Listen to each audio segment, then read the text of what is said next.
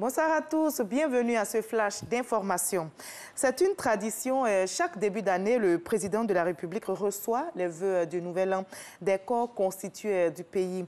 La cérémonie a eu lieu hier au palais présidentiel, vous l'avez suivi. Le chef de l'État Alassane Ouattara a reçu les vœux des différentes personnalités, notamment les acteurs de la vie socio-professionnelle. Mama Traoré à Ouattouri. Représentants des groupes socioprofessionnels à la salle des pas perdus du palais présidentiel ce jeudi pour présenter leurs vœux au chef de l'État. Des vœux émanant du milieu scientifique, syndical, du secteur privé, des instances de régulation, des organisations professionnelles et des entreprises publiques. Au nom de toutes ces composantes du monde du travail, le professeur Daouda Aïdara s'est voulu reconnaissant au président Alassane Ouattara pour les nombreux ouvrages réalisés par le gouvernement. Depuis votre accession à la magistrature suprême, nous notons que vous n'avez eu cesse de bâtir des ponts, de tracer des goudronner des voies. Mais au-delà de l'aspect matériel de ces ouvrages, les observateurs attentifs que nous sommes à l'Académie voyons l'expression d'une volonté, celle d'édifier des ponts entre les cœurs des Ivoiriens, celle de relier les Ivoiriens les uns aux autres. Nous avons conscience que cela ne vise, nous semble-t-il, qu'à amener les Ivoiriens à se connaître, à s'accepter les uns les autres et à s'aimer les uns les autres afin de privilégier le vivre ensemble. Le président de la République a pour sa part annoncé les intentions du gouvernement envers le monde du travail pour l'année 2018. Tout au long de cette année, nos efforts porteront également sur la formation professionnelle et l'emploi, car nous avons à cœur d'offrir à notre jeunesse des opportunités de contribuer au développement de notre pays par le travail.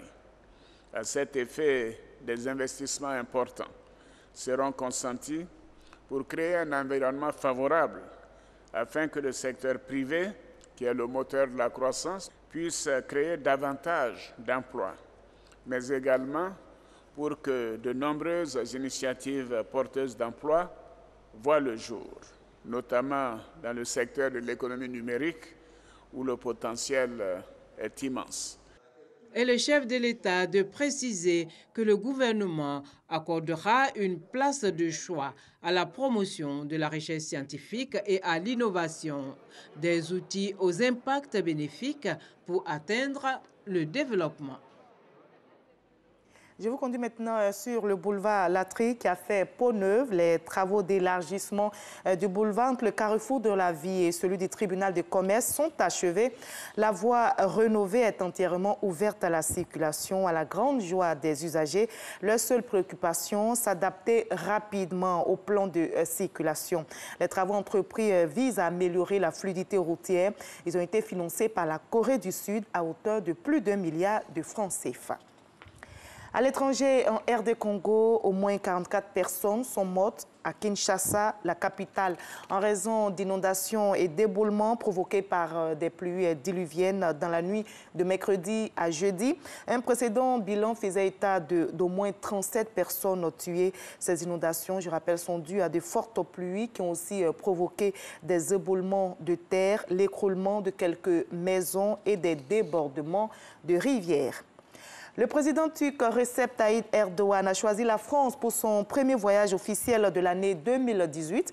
Une courte visite d'une journée où il est question d'enjeux internationaux, les troubles en Iran, des relations commerciales entre les deux pays, mais aussi la relance de la candidature à l'Union européenne, en particulier de la Turquie. Les deux présidents ont tenu une conférence de presse conjointe. Le président Emmanuel Macron a proposé à la Turquie un partenariat avec l'Union européenne à défaut d'une adhésion.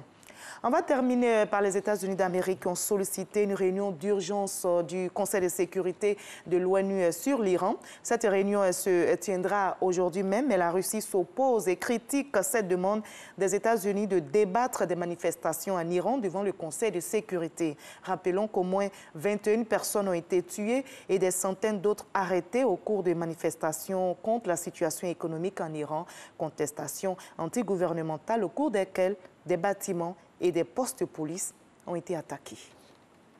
On va se retrouver à 20 h pour la suite de l'actualité, mais juste après ce flash d'informations, vous avez l'info régionale qui vous donne toutes les nouvelles de nos régions.